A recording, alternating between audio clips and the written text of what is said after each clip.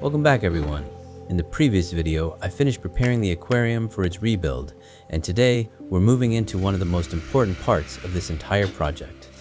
This is the stage that will determine how strong and durable this aquarium will be for years to come. The goal isn't just to repair it. I'm rebuilding it so it will hopefully last for decades. Today I'll be reinforcing the entire interior with fiberglass cloth, marine epoxy resin, and finally sealing everything with 2 coats of pond shield. By the end of this video, this old plywood aquarium will have an entirely new waterproof interior. Let's get started. The first thing I needed to do was measure every section inside the aquarium. Rather than trying to work with one giant sheet of fiberglass, I decided to cut separate pieces that would fit each wall and every corner individually. This makes everything much easier to handle once the resin is mixed. Fiberglass becomes difficult to reposition after it begins soaking up epoxy. Taking extra time here saves a lot of frustration later. I'm measuring each section carefully and adding a little extra material anywhere the fiberglass needs to overlap. Those overlaps help create one continuous reinforced surface throughout the tank. Corners are especially important. The corners experience some of the highest stress once hundreds of gallons of water are pressing outward. Making sure these pieces fit properly now will make installation much smoother later. Once every measurement is complete, I transfer those measurements onto the fiberglass cloth and begin cutting.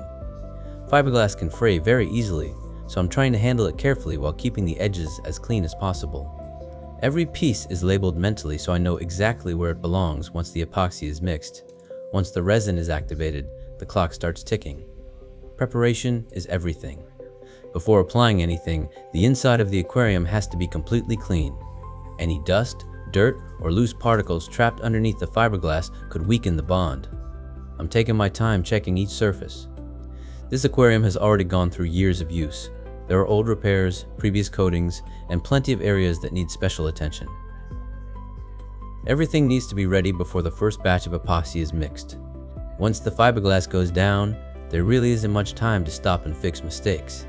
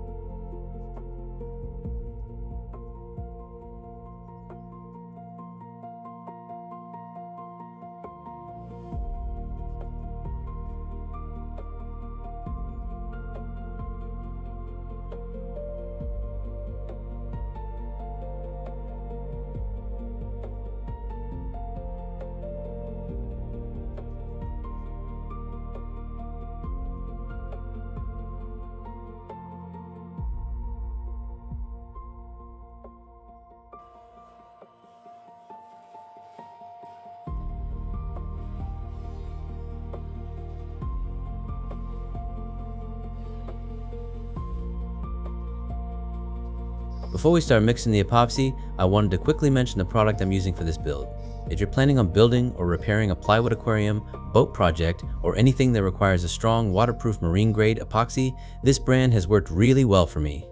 One of the reasons I chose it is because it's reasonably priced compared to many of the other marine epoxy systems on the market, while still giving excellent results. I purchased mine on eBay, and if you're interested in using the same resin for your own project, I'll leave a link down in the description below so you can check it out. Now, let's get everything measured out and start mixing our first batch. Now comes the exciting part. I'm using a marine grade epoxy system consisting of resin and hardener. Unlike regular paint, epoxy depends on a precise mixing ratio. Too much hardener or too much resin can prevent it from curing correctly.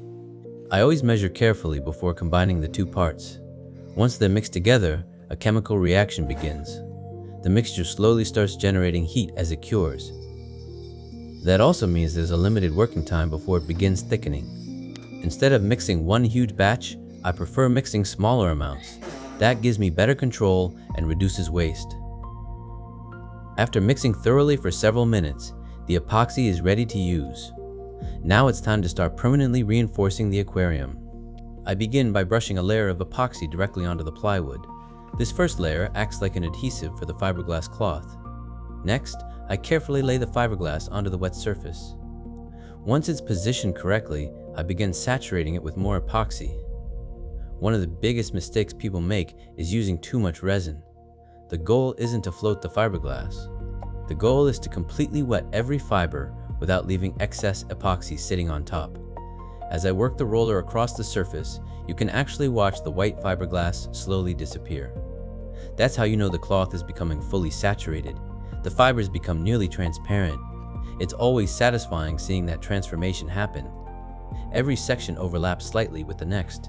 Those overlapping joints help distribute stress across the entire aquarium instead of concentrating it in one location. Corners require extra attention. Air bubbles love hiding in inside corners.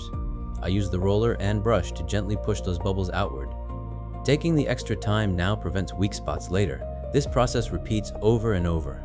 Brush the epoxy, lay the fiberglass, saturate the cloth, roll out the bubbles, move to the next section. It takes patience, but every completed panel brings the aquarium one step closer to becoming stronger than before. Once everything is covered, I spend time inspecting every surface. I'm looking for dry spots, air pockets, loose fibers.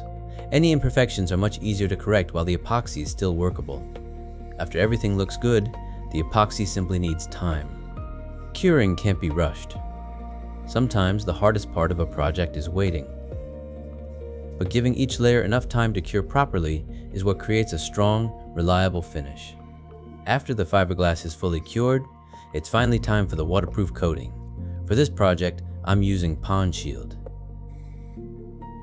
Pond Shield is specifically designed for ponds and aquariums and creates a durable waterproof barrier over the fiberglass.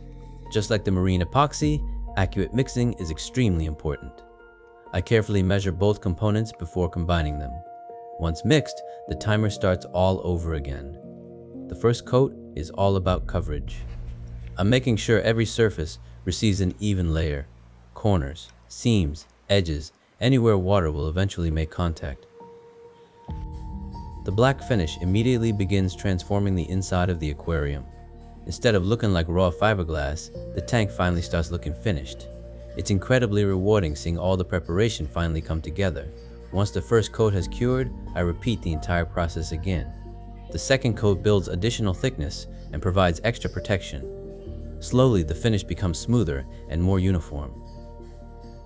Every roller stroke brings me closer to having a completely sealed interior. At this point, the aquarium finally begins looking like a brand new custom-built tank instead of an old rebuild project. With 2 coats of Pond Shield now complete, the interior of the aquarium is finally sealed.